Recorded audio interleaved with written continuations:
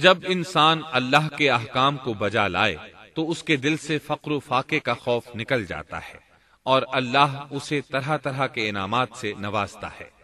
انسان جب تک اللہ کے احکام کو بجا لاتا رہے گا تب تک اللہ کی نصرت اور اس کی تائید شامل حال رہے گی۔ چنانچہ جوں ہی ہاجرہ علیہ السلام کو پتا چلا کہ انہیں تنہا چھوڑ جانا اللہ کے حکم کی بنا پر ہے تو فوراً یقین بھرے لہجے میں بولی، تب اللہ ہمیں ضائع نہیں کرے گا، یہ کہہ کر وہ اپنے شیر خوار بچے کی طرف پلٹ گئیں۔ خوراک اور پانی چند دن میں ختم ہو گئے، پانی کا ایک قطرہ پاس نہ رہا۔ اب پانی کی تلاش شروع کی، لیکن اپنے لیے تو درکنار، ماں کو بیٹے کے لیے بھی پانی نہ ملا نہ خوراک۔ اب بچہ لگا بھوک سے بلکنے، خوراک نہ ملنے کی وجہ سے ماں کا دودھ بھی خشک ہو گیا تھا۔ عورت کتنی بھی باحوصلہ ہو اپنے بچے کو بھوک سے بلکتے نہیں دیکھ سکتی۔ اب انہوں نے بچے کو وہیں چھوڑا اور تیزی سے قریبی پہاڑی صفا کی طرف لپکی، اوپر چڑھ کر ادھر ادھر نظر دوڑائی کہ شاید کسی طرف پانی یا خوراک نظر آ جائے یا کسی انسان کی جھلک نظر آ جائے۔ جب کچھ نظر نہ آیا تو نشیب کی طرف چلی، ساتھ میں بچے کی طرف بھی دیکھتی جاتی تھی۔ نشیب میں پہنچی تو بچہ نظروں سے اوجھل ہو گیا۔ اس پر اور بے چین ہوئی اور بلندی کی طرف دوڑی۔ اس طرح مروہ پہاڑی پر چڑھ گئیں۔ وہاں بھی چاروں طرف نگاہ دوڑائی لیکن کچھ نظر نہ آیا۔ خیال آیا کہ پھر کوشش کرنی چاہیے۔ اس خیال سے مروہ پہاڑی سے اتری اور صفا کی طرف چل دی۔ درمیان میں نشیب کی وجہ سے بچہ نظر نہ آیا تو دوڑنے لگی۔ اس طرح پھر صفا پر چڑھ گئیں۔ اللہ اکبر! ایک تو عورت ذات کمزور، پھر بھوک پیاس سے نڈھال، اس پر کس قدر سعی اور کوشش میں مصروف، وہ بھی اپنے بچے کے لیے۔ بہرحال بار بار کوشش کے خیال سے انہوں نے صفا اور مروہ پہاڑیوں کے درمیان 7 چکر لگائے۔ یہی وجہ ہے مسلمان عازمین حج صفا و مروہ کے درمیان سعی کرتے ہیں تاکہ اس واقعے کی یاد تازہ ہو جائے۔ جب وہ آخری مرتبہ مروہ پر پہنچی تو انہوں نے ایک آواز سنی۔ یہ آواز اسماعیل علیہ السلام کے قریب سے آئی تھی۔ انہوں نے پوری توجہ سے آواز کو سننے کی کوشش کی اور جلدی سے اسماعیل کے قریب پہنچی۔ کیا دیکھتی ہیں؟ اسماعیل کے قدموں کے نیچے سے پانی پھوٹ رہا ہے، کیونکہ جبریل علیہ السلام کو اللہ نے اس صابرہ خاتون کی مدد کے لیے بھیجا تھا۔ انہوں نے زمزم والی جگہ پر اپنا پر مارا تو اسماعیل کے قدموں کے پاس سے ایک عظیم چشمہ رحمت نمودار ہوا۔ مستقبل کے پیغمبر کے قدموں کے نیچے سے اللہ نے جبریل فرشتے کے ذریعے زمین پھاڑ کر پانی نکال دیا۔ یہی آب زمزم کا آغاز تھا۔ ہاجرہ علیہ السلام پانی کو آنکھیں پھاڑ پھاڑ کر حیرت سے دیکھ رہی تھی۔ ان کی خوشی کی انتہا نہ رہی جب انہوں نے دیکھا پانی پھوٹ پھوٹ کر چاروں طرف بہ رہا ہے۔ زمین ہموار تھی، اس لیے انہوں نے زمین کو کھودنا شروع کر دیا تاکہ پانی ادھر ادھر نہ بہ جائے۔ پھر انہوں نے اس گڑھے کے چاروں طرف پتھر رکھ دیے اور زبان سے بولی، زم زم، اس کا مطلب ہے رک جا۔ نبی اکرم صلی اللہ علیہ وسلم کا فرمان ہے، رحم اللہ ام اسماعیل لولا انها عجلت لكانت زمزم عینا معینا۔ اللہ اسماعیل کی والدہ پر رحم فرمائے، اگر وہ جلد بازی سے کام نہ لیتی تو زمزم ایک بہنے والا چشمہ ہوتا۔ لیکن انہوں نے اس کے گرد بند باندھ دیا۔ انہیں دراصل اس وقت پانی کی شدید ضرورت تھی، اس لیے انہوں نے پانی کو اپنے پاس جمع کر لیا تاکہ بہہ کر ضائع نہ ہو جائے۔ انہوں نے اسماعیل کو پانی پلایا، خود بھی خوب پیا، اور یہ اللہ تعالی کی طرف سے ان کی مہمان نوازی تھی۔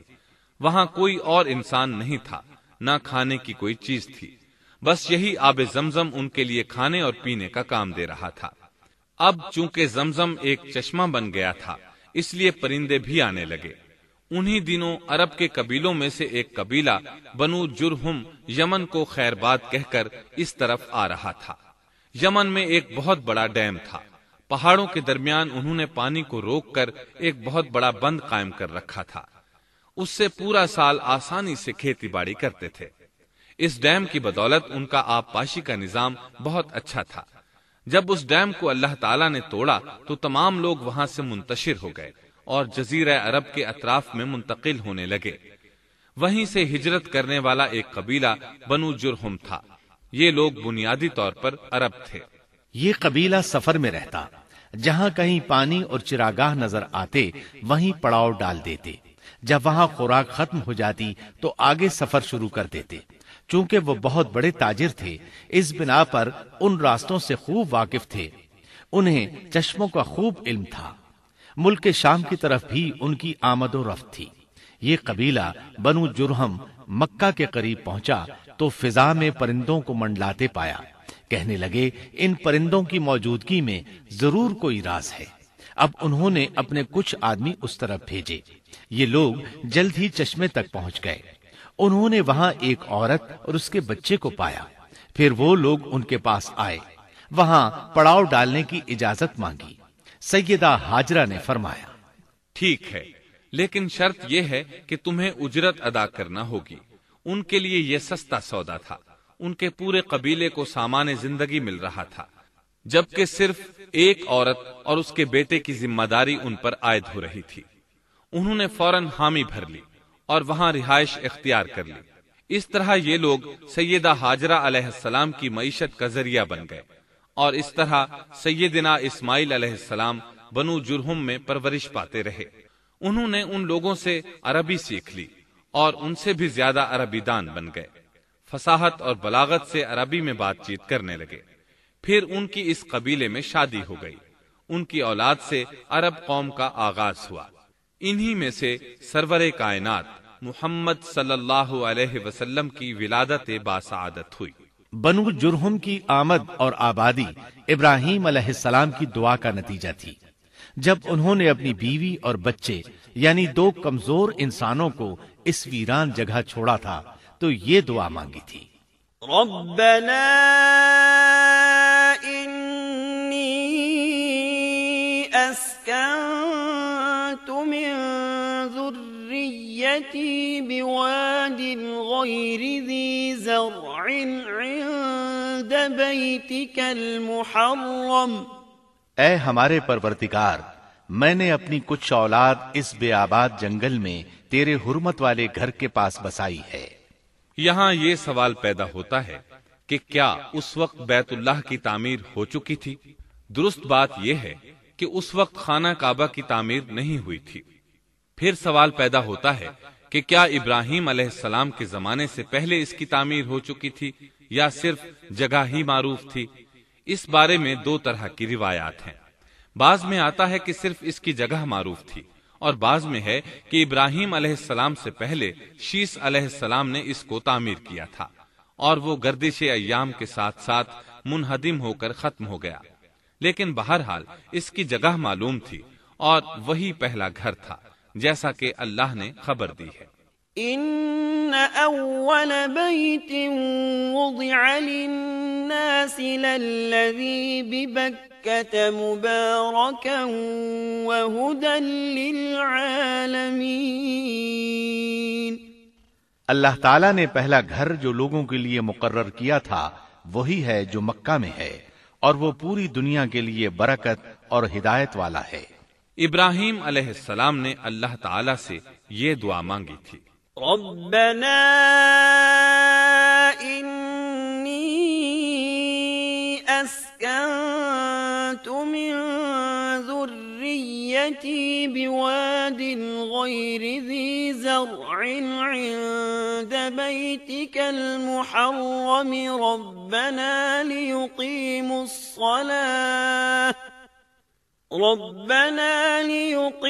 الصلاة فاجعل أفئدة من الناس تهوي إليهم وارزقهم من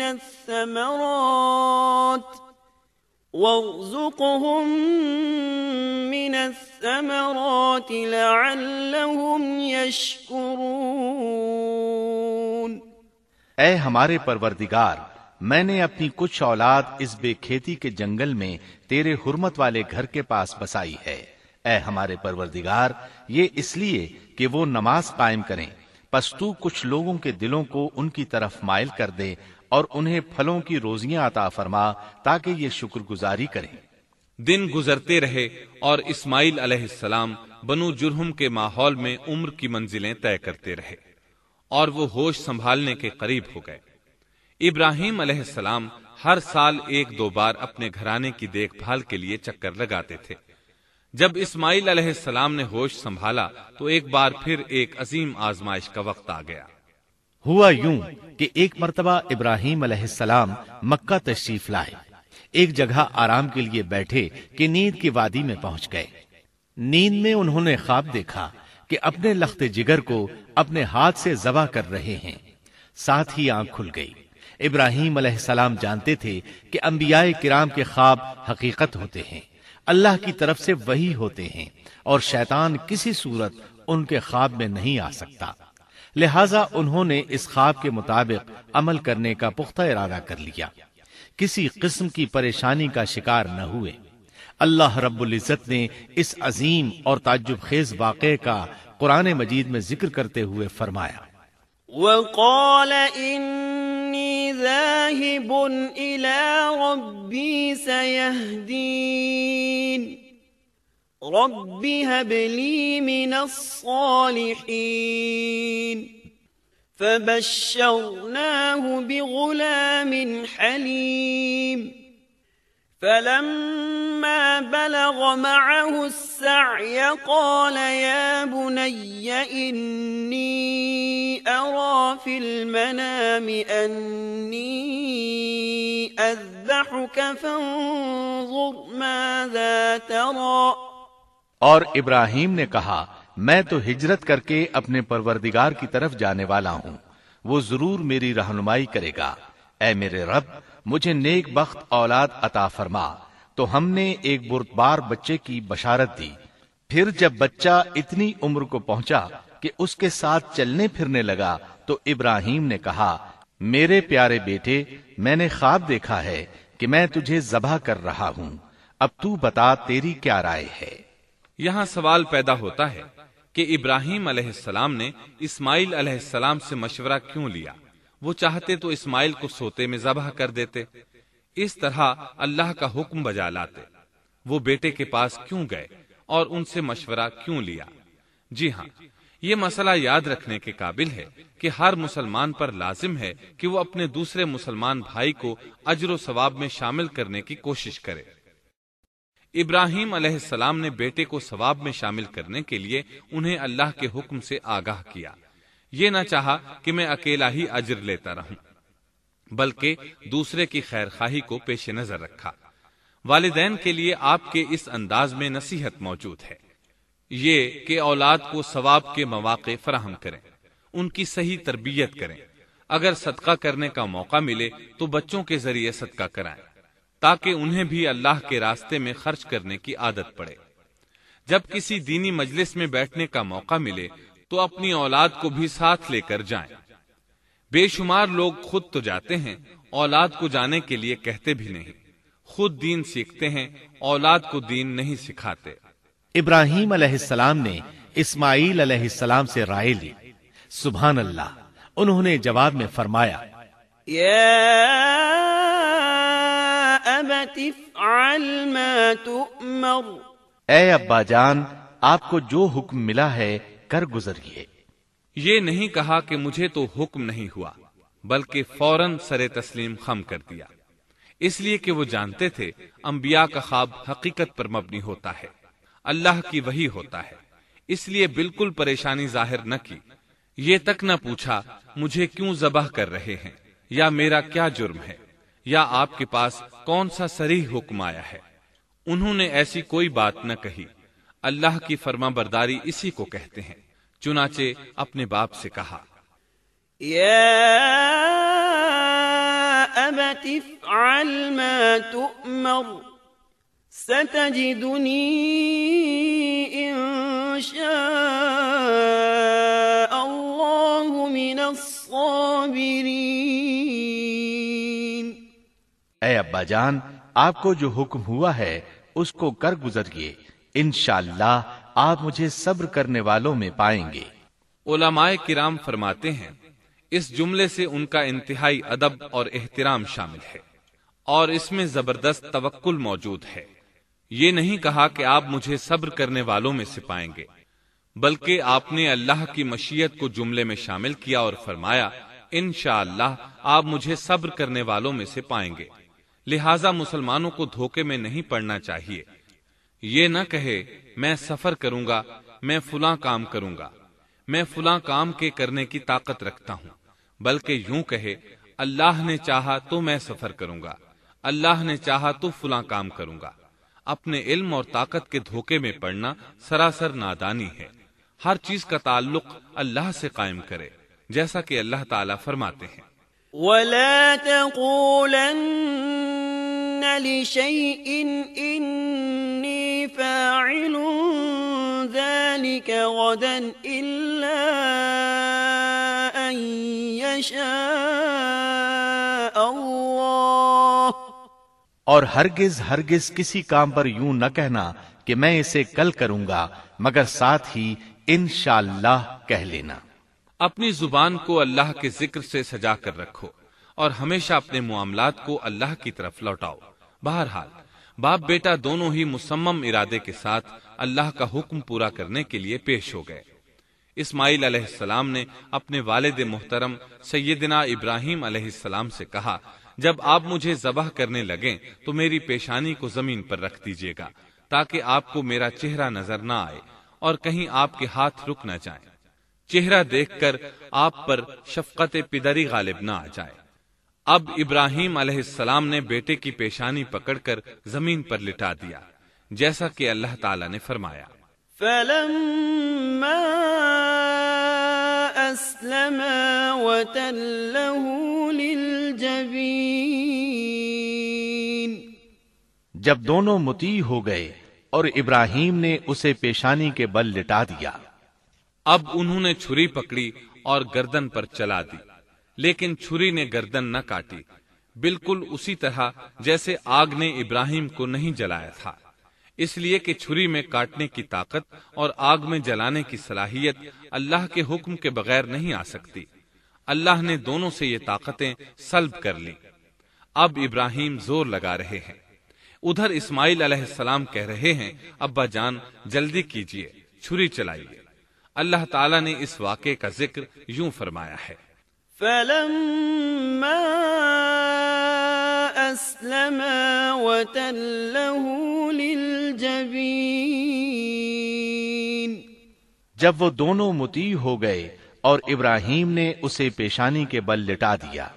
اس مطیع ہونے سے مراد اللہ کے حکم کو نافذ کرنا ہے۔ اب ظاہر ہے مطیع تو وہ پہلے بھی تھے، لیکن یہاں اسلما یعنی مطیع ہونے سے مراد کامل اسلام ہے۔ نہایت واضح اور حقیقی اسلام مراد ہے، اس لیے کہ کامل اسلام وہی ہوتا ہے جس میں بغیر کسی تردد اور توقف کے اللہ کے امر اور نہی کی تصدیق کی جائے۔ یہ تھا حقیقی اسلام۔ ہاں تو چھری چلتی رہی، گلا نہ کٹا، اس لیے کہ امتحان اور آزمائش کی تکمیل ہو چکی تھی۔ یہ بات ثابت ہو چکی تھی کہ اللہ کا حکم نافذ کرنے میں دونوں پوری طرح کوشاں ہیں۔ اللہ تعالیٰ بھی فرما برداری ہی کا صلہ عطا فرماتے ہیں۔ چنانچہ آواز آئی قد صدقت الرؤيا إنا كذلك نجزي المحسنين إن هذا لهو البلاء المبين، ہم نے اسے پکارا اے ابراہیم تو نے خواب کو سچ کر دکھایا، یقیناً ہم اسی طرح نیکوکاروں کو جزا دیا کرتے ہیں، یقیناً یہ ایک کھلی آزمائش تھی۔ تاریخ کا ایک عظیم ترین امتحان اور کڑی آزمائش دنیا کو آج بھی حیرت میں ڈال دیتی ہے۔ کون ہے جو بیٹے کو ذبح کرنے پر تیار ہو جائے، خاص طور پر اس صورت میں جب اولاد بھی اکلوتی ہو، جس کی وجہ سے 86 سال کے بعد آنگن میں بہار آئی ہو۔ پھر اس کی قربانی کا بھی واضح حکم نہیں دیا گیا تھا، اشارتاً خواب میں رہنمائی کی گئی تھی۔ آپ کہہ سکتے تھے یہ قتل اور سنگین جرم ہے، کہہ سکتے تھے اپنے بیٹے کو کس جرم میں قتل کروں، لیکن آپ نے بغیر کسی تعامل کے سر تسلیم خم کر دیا اور اس عظیم امتحان میں کامیاب ہوئے۔ اللہ فرماتے ہیں وَإِبْرَاهِيمَ الَّذِي وَفَّى اور ابراہیم وہ ہیں جنہوں نے وفاداری کی۔ اس آیت میں یہ نہیں بتایا گیا کہ کس چیز میں وفاداری کی، اس لیے کہ وہ تو ہر معاملے میں مکمل طور پر وفاداری کا مظاہرہ کر چکے تھے۔ آگ میں ڈالے جانے والا معاملہ، بیوی اور بچے کو لق و دق میدان میں چھوڑ آنے کا معاملہ، پھر ذبح کا امتحان، تعمیر بیت اللہ کی مشقت، غرض ہر معاملے میں وفادار تھے، حتیٰ کہ اپنا مال اللہ کے راستے میں خرچ کرنے میں اس قدر وفادار کہ ابو زیفان کے لقب سے مشہور ہو گئے۔ اس کا معنی ہے مہمان نواز۔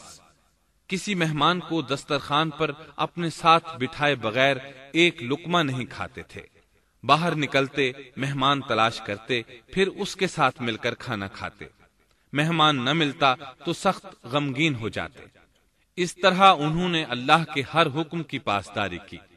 ذبح والے اس امتحان کا اللہ نے انہیں کیا صلہ دیا؟ اللہ فرماتے ہیں وَفَدَيْنَاهُ بِذِبْحٍ عَظِيمٍ، ہم نے اسے عظیم ذبیحے کا بدلہ عطا کیا۔ ہاں تو ہم بتا رہے تھے چھری نے گلا نہ کاٹا۔ ایسے میں ابراہیم علیہ السلام نے ایک آواز سنی، آواز پیچھے سے آئی تھی۔ انہوں نے مڑ کر دیکھا، جبریل علیہ السلام نظر آئے۔ وہ آسمان سے ایک مینڈھا لے کر آئے تھے، دنیا کے مینڈھوں میں سے نہیں بلکہ جنت کا مینڈھا لائے تھے۔ سیدنا عبداللہ بن عباس رضی اللہ عنہما سے روایت ہے کہ وہ مینڈھا جنت میں 40 سال تک چرتا رہا۔ سفید رنگ، کشادہ آنکھوں، خوبصورت سینگوں والا حسین و جمیل مینڈھا تھا۔ بہرحال یہ ابراہیم علیہ السلام کی وفاداری کا بدلہ تھا جو اسماعیل علیہ السلام کے فدیے میں دیا گیا، اور پوری امت مسلمہ کے لیے حکم ہو گیا کہ اللہ کی رضا کے لیے قربانی اور ہدی پیش کرتے رہیں۔ کعبے کے پاس حرم الہی میں ہر سال یہ سنت ادا کی جاتی ہے، اور ان کے ساتھ ساتھ پوری زمین کے تمام خطوں پر بسنے والے مسلمان بھی اس عظیم فرمانبرداری کی علامت کے طور پر قربانیاں پیش کرتے ہیں۔ مینڈھے کے ذکر کا مطلب یہ ہے کہ ہم سنت ابراہیمی پر گامزن ہو جائیں۔ یہ مینڈھا ہمیں اللہ کے لیے قربانی کا سبق دیتا ہے۔ ہمیں چاہیے سنت ابراہیمی کی اقتدا کرتے ہوئے ہم اپنی جانوں، اپنی اولاد اور اپنے مالوں کو اللہ کی راہ میں قربان کرنے کے لیے تیار ہو جائیں۔ اللہ تعالیٰ فرماتے ہیں وَفَدَيْنَاهُ بِذِبْحٍ عَظِيمٍ وَتَرَكْنَا عَلَيْهِ فِي الْآخِرِينَ سَلَامٌ عَلَى إِبْرَاهِيمَ كَذَلِكَ نَجْزِي الْمُحْسِنِينَ إِنَّهُ مِنْ عِبَادِنَا الْمُؤْمِنِينَ۔ اور ہم نے اسے عظیم ذبیحہ عطا کیا، اور ہم نے اس کا پچھلوں میں ذکر خیر چھوڑا۔ سلامتی ہو ابراہیم پر۔ اسی طرح ہی ہم نیکوکاروں کو جزا دیتے ہیں، یقیناً وہ ہمارے مخلص بندوں میں سے تھا۔ اور اسی طرح اللہ فرماتے ہیں وَبَشَّرْنَاهُ بِإِسْحَاقَ نَبِيًّا مِّنَ الصَّالِحِينَ، اور ہم نے اسے نیکوکار نبی اسحاق کی ولادت کی خوشخبری سنائی۔ یہ خوشخبری فلسطین کی طرف واپس لوٹنے کے بعد سنائی گئی۔ ایک اکلوتے بیٹے کی قربانی کے لیے تیار ہو جانے کے صلے میں اور سارہ علیہ السلام کی عظمت اور تکریم کے مد نظر اللہ تعالی نے اسحاق کی خوشخبری سنا دی۔ یہ آیت ذبح کے واقعے کے بعد اللہ تعالی نے ذکر فرمائی ہے، اس لیے معلوم ہوا پچھلی آیات میں اسحاق کے علاوہ کسی اور بیٹے کا ذکر ہوا ہے، اور وہ اسماعیل علیہ السلام ہی تھے، جبکہ یہودی روایات میں اسحاق علیہ السلام کو ذبیح قرار دیا جاتا ہے۔ یہ بالکل غلط ہے۔ ذبح کے واقعے کے بعد اسحاق علیہ السلام کی بشارت مل رہی ہے، پھر بھلا وہ پیدا ہونے سے پہلے ہی ذبیح کیسے بن گئے؟ اس لیے یہ قطعی بات ہے کہ اسماعیل علیہ السلام ہی ذبیح ہیں۔ اس کے کئی اور بھی دلائل ہیں جن کے ذکر کرنے کا یہاں موقع نہیں۔ بہرحال اس عظیم آزمائش میں بے مثال کامیابی کے بعد ابراہیم علیہ السلام فلسطین آئے اور 120 سال کی عمر میں اسحاق علیہ السلام کی بشارت ملی، جبکہ سارہ علیہ السلام کی عمر 90 سال تھی۔ ان پر بڑھاپا طاری ہو چکا تھا۔ ایسے میں 3 فرشتے آئے، وہ تو قوم لوط کی تباہی کے لیے آئے تھے۔ راستے میں اللہ کے حکم سے ابراہیم علیہ السلام اور ان کی اہلیہ سارہ کو خوشخبری سنائی، اور اس غرض کے لیے وہ انسانی شکل میں آئے تھے۔ ابراہیم علیہ السلام تو پہلے ہی بہت مہمان نواز تھے، انہیں دیکھ کر بہت خوش ہوئے کہ مہمان آ گئے۔ فرشتوں نے انہیں سلام کیا۔ ابراہیم علیہ السلام نے سلام کا جواب دیا۔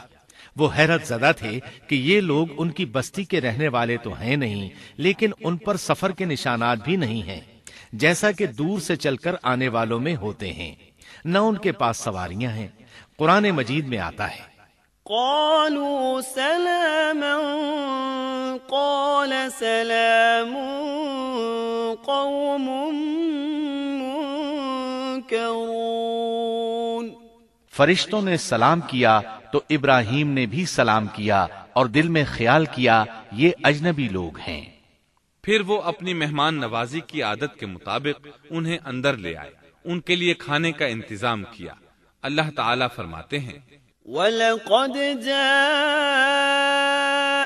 رُسُلُنَا إِبْرَاهِيمَ بِالْبُشْرَى قَالُوا سَلَامًا قَالَ سَلَامٌ فَمَا لَبِثَ أَن جَاءَ بِعِجْلٍ حَنِيذٍ۔ ہمارے بھیجے ہوئے فرشتے ابراہیم کے پاس خوشخبری لے کر آئے تو انہوں نے سلام کیا۔ ابراہیم نے سلام کا جواب دیا اور فوراً بھنا ہوا بچڑا لے آئے، اور بچڑا بھی موٹا تھا۔ ان کے سامنے کھانا پیش کیا، لیکن وہ بھلا کب کھانے کی طرف ہاتھ بڑھانے والے تھے۔ یہ دیکھ کر ابراہیم علیہ السلام نے خوف محسوس کیا کہ کہیں یہ دشمن نہ ہو۔ اس وقت فرشتوں نے کہا، قالوا لا تخف إنا أرسلنا إلى قوم لوط۔ ابراہیم نہ ڈر، ہم تو قوم لوط کی طرف بھیجے گئے ہیں۔ جب انہوں نے یہ باتیں کی تو سارہ علیہ السلام پاس کھڑی تھی، وہ ہنسنے لگی۔ وہ خوش خبری سے پہلے کیوں ہنس پڑی؟ علماء اس بارے میں کہتے ہیں کہ جب انہوں نے سنا یہ فرشتے لوط علیہ السلام کی بستی کو تباہ کرنے جا رہے ہیں تو ان کے خاتمے کی خبر سن کر وہ ہنستی۔ اس کے بعد فرشتوں نے یہ خوشخبری سنائی، فبشرناها بإسحاق ومن وراء إسحاق يعقوب۔ ہم نے اسے اسحاق کی پیدائش کی خوشخبری دی اور اسحاق کے بعد یعقوب پوتے کی بھی خوشخبری دی۔ بہت جلد ہی ہم اسحاق سے تیری ویران گود کو آباد کریں گے، اور تو اپنی زندگی میں اس کے بیٹے یعقوب کو بھی دیکھ لے گی۔ اب 3 بشارتیں جمع ہو گئیں، بیٹا پیدا ہوگا، لمبی عمر ملے گی یعنی بیٹا جوان ہوگا، اور پھر وہ اپنے پوتے کو بھی دیکھے گی۔ اس سے بڑھ کر کیا عزت اور تکریم ہو سکتی ہے؟ اس لیے جب نبی کریم صلی اللہ علیہ وسلم سے پوچھا گیا کریم یعنی عزت والا کون ہے، تو آپ نے فرمایا کریم بن کریم بن کریم بن کریم، یعنی یوسف بن یعقوب بن اسحاق بن ابراہیم علیہ السلام۔ مطلب یہ کہ نبی بن نبی بن نبی بن نبی۔ یہ یوسف علیہ السلام کی شان ہے کہ خود بھی کریم، باپ بھی کریم، دادا بھی کریم اور پردادا بھی کریم۔ اس سے بڑھ کر عزت افزائی کیا ہو سکتی ہے؟ بہرحال فرشتوں نے انہیں خوشخبری دی۔ وَبَشَّرُوهُ بِغُلَامٍ عَلِيمٍ۔ پھر انہوں نے ابراہیم کو ایک صاحب علم لڑکے کی بشارت دی۔ خوشخبری سن کر سیدہ سارہ حیران ہوئی، مارے حیرت کے منہ سے ہلکی سی چیخ نکل گئی۔ انہوں نے اپنے رخسار پر ہاتھ مارا جیسا کہ عورتوں کی عادت ہوتی ہے، کہنے لگی ہائے افسوس، کیا میں بچہ جنوں گی حالانکہ میں بانجھ ہوں اور میرے خاوند بوڑھے ہیں؟ یہ تو حیرت کی بات ہے۔ ایک دوسری جگہ اللہ تعالیٰ نے یہ الفاظ فرمائے، کہنے لگی میں بوڑھی اور بانجھ ہوں، بھلا میں بچے کو کیسے جنم دوں گی؟ اس پر فرشتوں نے کہا تو اللہ کے حکم پر تعجب کرتی ہے، اے اہل بیت، یہ تو اللہ کی تم پر رحمت اور برکت ہے، وہ بہت بزرگ اور قابل تعریف ہے۔ دوسری آیت میں ہے، انہوں نے کہا اسی طرح تیرے رب نے فیصلہ کیا ہے اور ہمیں کہا ہے، یقیناً وہ بہت حکمت والا ہے اور علم رکھنے والا ہے۔ یہ تھی اسحاق علیہ السلام کی ولادت کی خوشخبری۔ ابراہیم علیہ السلام مکے میں سیدنا اسماعیل علیہ السلام سے ملنے کے لیے آتے رہتے تھے۔ ایک روز آئے تو ان سے کہا، اے میرے بیٹے، اللہ تعالیٰ نے مجھے حکم دیا ہے کہ اس مقام پر اللہ کا گھر تعمیر کرنا۔ اسماعیل علیہ السلام نے فوراً کہا، میں حاضر ہوں۔ اس طرح انہوں نے کھدائی شروع کی۔ ایسے میں انہیں شیس علیہ السلام کی تعمیر کے آثار نظر آئے۔ انہوں نے اس پر تعمیر شروع کر دی۔ ایک روایت میں یہ بھی ہے کہ انہوں نے فرشتوں والی بنیادوں کے آثار بھی دیکھے۔ نبی کریم صلی اللہ علیہ وسلم کی جوانی کے دنوں میں جب مکے کے قریش نے کعبے کی تعمیر نئے سرے سے کی تو انہوں نے اس کی بنیادوں کو گہرا کرنا چاہا۔ وہ کھدائی کرتے ان سبز پتھروں تک پہنچ گئے جو پہاڑوں کی چوٹیوں کی طرح نظر آ رہے تھے۔ انہوں نے ان پتھروں کو نکالنا چاہا۔ ایک شخص نے کدال کے ذریعے ایک پتھر کو باہر نکالا تو اس کے نیچے سے اتنا نور نکلنے لگا کہ قریب تھا وہ شخص اندھا ہو جاتا۔ پھر پتھر خود بخود نیچے جا گرا اور اپنی جگہ پر جم گیا۔ اس کے بعد لوگوں نے ان پتھروں کو ہاتھ نہ لگایا اور تعمیر شروع کر دی۔ قرآن مجید میں تعمیر کعبہ اور بیت اللہ کا تذکرہ اس طرح آیا ہے، وَإِذْ بَوَّأْنَا لِإِبْرَاهِيمَ مَكَانَ الْبَيْتِ أَلَّا تُشْرِكْ بِي شَيْئًا وَطَهِّرْ بَيْتِيَ لِلطَّائِفِينَ وَالْقَائِمِينَ وَالرُّكَّعِ السُّجُودِ۔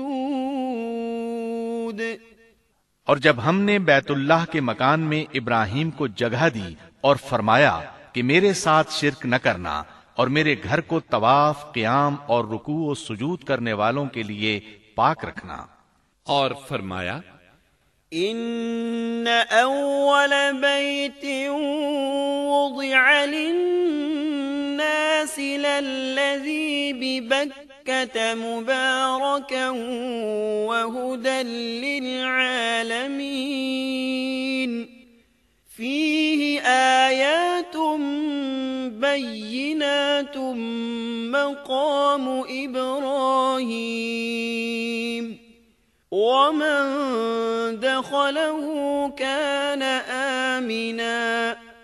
بے شک لوگوں کے لیے جو پہلا گھر تعمیر کیا گیا ہے وہ مکہ میں ہے، وہ جہان والوں کے لیے برکت اور ہدایت کا ذریعہ ہے۔ اس میں واضح نشانیاں ہیں، مثلا مقام ابراہیم، تو جو کوئی حرم میں داخل ہوگا وہ امن میں آ جائے گا۔ اور فرمایا، اور یاد کرو اس وقت کو جب ابراہیم کو اس کے پروردگار نے کئی باتوں کے ذریعے آزمایا، وہ ان میں پورے اترے تو اللہ نے فرمایا، میں آپ کو تمام لوگوں کا امام بنا رہا ہوں۔ ابراہیم نے کہا، اے میرے رب، میری اولاد میں سے بھی امام بنائیے۔ جواب میں اللہ نے فرمایا، میرا امامت کا وعدہ ظالم لوگوں کے لیے نہیں ہے۔ اور اس وقت کو یاد کرو جب ہم نے بیت اللہ کو ثواب اور امن کی جگہ بنا دیا اور لوگوں نے مقام ابراہیم کو جائے نماز بنا لیا۔ ہم نے ابراہیم کو حکم دیا کہ میرے گھر کو طواف، اعتکاف، رکوع اور سجود کے لیے پاک رکھو، اور وہ وقت بھی یاد رکھو جب ابراہیم نے دعا کی، اے پروردگار، اس شہر کو امن والا بنا دے اور اس کے مومن بندوں کو پھلوں کا رزق عطا کر۔ اللہ تعالیٰ نے فرمایا، میں کافروں کو بھی تھوڑا فائدہ دوں گا، پھر انہیں آگ کے عذاب کی طرف بے بس کر دوں گا، یہ پہنچنے کی جگہ بری ہے۔ اور وہ وقت یاد کرو جب ابراہیم اور اسماعیل بیت اللہ کی بنیادوں کو بلند کر رہے تھے اور دعا مانگ رہے تھے، اے ہمارے رب، ہماری محنت کو قبول فرما، تو دعا کو سننے والا، جاننے والا ہے، اور ہمیں اپنا فرما بردار بنا، ہماری اولاد میں سے بھی ایک فرما بردار گروہ بنا، اور ہمیں عبادت کا طریقہ سکھا، اور ہم پر رجوع فرما، کیونکہ تو ہی توبہ قبول کرنے اور رحم فرمانے والا ہے۔ اے ہمارے رب، ان لوگوں میں انہی میں سے ایک رسول بھیج جو ان پر تیری آیات کی تلاوت کرے اور انہیں کتاب و حکمت سکھائے، انہیں پاک کرے، یقیناً تو غالب حکمت والا ہے۔ تعمیر کے دوران جب ابراہیم علیہ السلام اس مقام تک پہنچے جہاں آج حجر اسود ہے تو اللہ تعالیٰ نے جنت سے ایک سفید پتھر بھیجا۔ حدیث میں ہے یہ پتھر نہایت سفید تھا، اب سیاہ ہو گیا ہے۔ انسانوں کی غلطیاں اس کے سیاہ ہونے کا سبب بنی۔ جب دیواریں انسانی قد کے برابر ہو گئیں تو اسماعیل علیہ السلام ایک پتھر لے آئے۔ اب ابراہیم علیہ السلام اس پتھر پر کھڑے ہوئے، وہ ننگے پاؤں تھے۔ اسی وقت پتھر پگھل گیا، ان کے پاؤں اس کے اندر کسی قدر دھنس گئے، پتھر پر ان کے پیروں کے نشانات آ گئے۔ اسی پتھر کو آج مقام ابراہیم کہا جاتا ہے۔ پہلے یہ پتھر بیت اللہ کی دیواروں کے ساتھ رکھا گیا تھا۔ جب لوگ طواف کے لیے آتے تو سیدنا ابراہیم کے پیروں کے نشانات دیکھنے کے لیے یہاں ہجوم ہو جاتا۔ اس طرح طواف کرنے والوں کو دقت کا سامنا ہوتا۔ سیدنا عمر رضی اللہ عنہ نے صحابہ کرام کے مشورے سے اس پتھر کو اس جگہ سے قدرے ہٹا کر نماز کی صفوں کے قریب کر دیا تاکہ طواف کرنے والوں کو دقت نہ ہو۔ یہ مقام بہت مقدس ہے۔ اللہ نے فرمایا ہے وَاتَّخِذُوا مِن مَّقَامِ إِبْرَاهِيمَ مُصَلًّى، تم مقام ابراہیم کو جائے نماز مقرر کر لو۔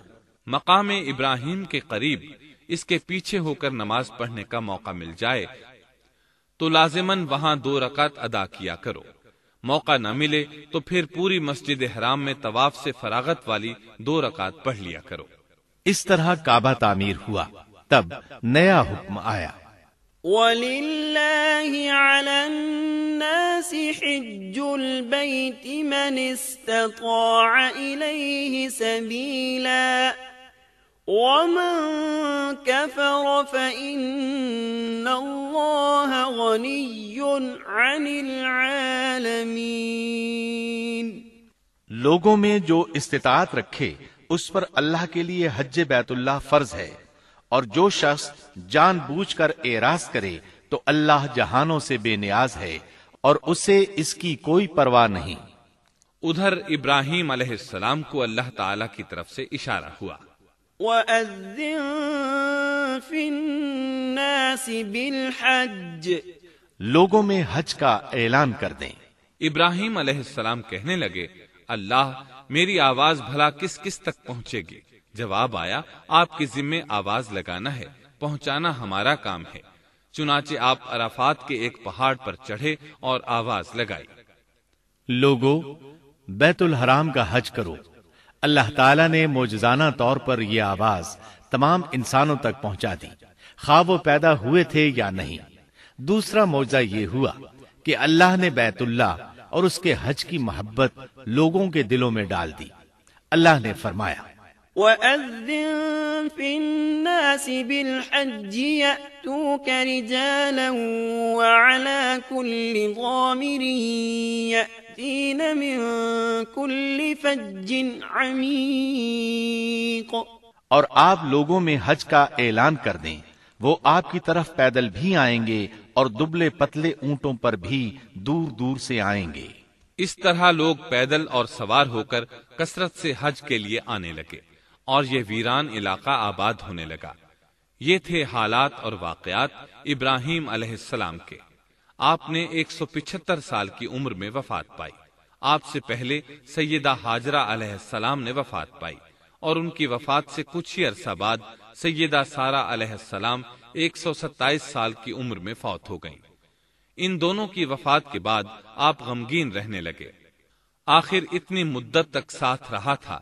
آپ خلیل الرحمن تھے، آپ پر صحیفے بھی نازل ہوئے، آپ اللہ کے بے حد شکر گزار تھے۔